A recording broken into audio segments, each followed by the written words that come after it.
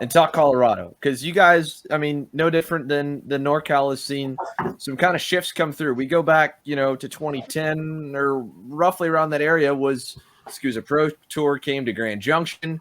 That was a major event, obviously, out then. That was back when the Pro Tour was still a little bit more Western based.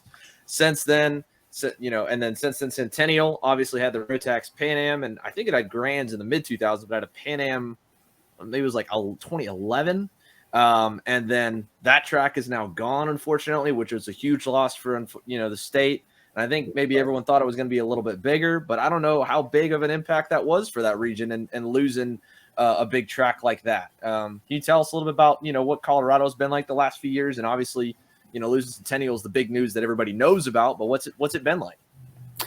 Well, honestly, actually a lot of positive, in my opinion, at least the last few years. Full disclosure, I came out here for school to see you, and so a lot of what I know about the history from even the early 2000s or even early 2010s, everything kind of pre 2016 is a little before me. But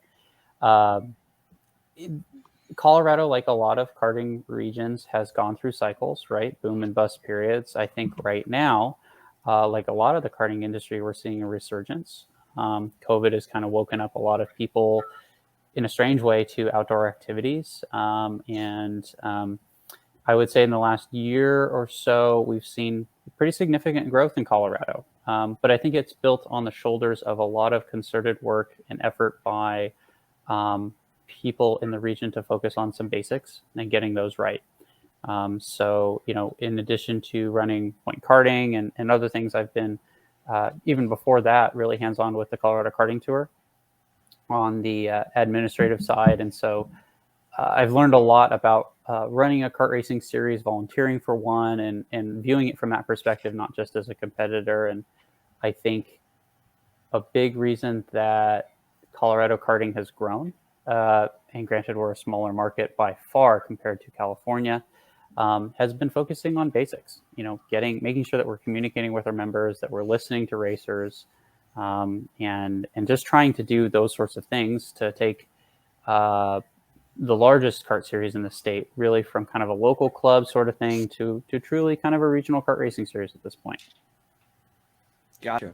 Well, we're feed on some of the stuff you've done, and I really want to highlight some of the stuff you've done over the last few years. You're obviously really involved, especially at different points of helping James McMahon with Kart Pulse. You guys even had a live show of your own for a little bit that you did. But as well, with the Colorado Carter, just like NorCal Carters, I mean, that's a site that kind of promotes the sport. So can you give us a bit of the lowdown and like what would be a quick synopsis on that? And then obviously what inspired you to do that as well? Yeah, I mean, unlike Jason's site, I kind of inherited the Colorado Carter. So that was a site that was put around and developed in the early 2000s that I recognized. It went through a little bit of ownership change, and I kind of acquired it as part of some of the things that I do. In 2017, I worked to revamp the site, make it a little more modern, a little bit easier. And I'll be honest, lately I haven't worked on it as much. I decided to start a business on top of that. But the Colorado Carter is a great community website. Right now, most of the activity is around the classifieds and forums, but it's a gathering point for people and business people, industry people within Colorado to really focus on issues as well as communication and just the community here in Colorado. There's a lot that I would love to do with it. Honestly, it's just been kind of a challenge with time, with other things I'm doing, but that's the Colorado Carter in a nutshell. Gotcha. And I wanted to talk to you a little. So, like, what do we see club turnout wise? Obviously, the Colorado Karting Tour is starting to bud and grow each year. It's had a few years in. It had that big KA turnout at Grand Junction. What was it, a year or two ago? Like 40.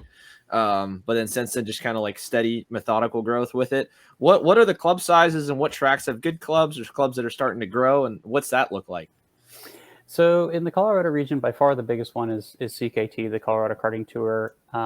We see, we finally hit the century mark and really have consistently grown through that in the last year and a half. And that's been a long time coming.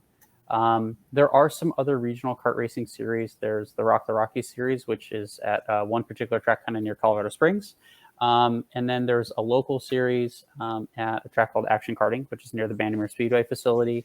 And then I think Grand Junction has at times tried to get a kart series off the ground, but it really hasn't gone anywhere. So, kind of to reiterate, I mean, the Denver metro market and really Colorado in general, it just has a smaller population than California. So when you look at our participation and the amount of entries that we have versus the just general population pool that we're pulling from, I think we're doing pretty well. You mentioned that kart race where we had quite a few out-of-state racers.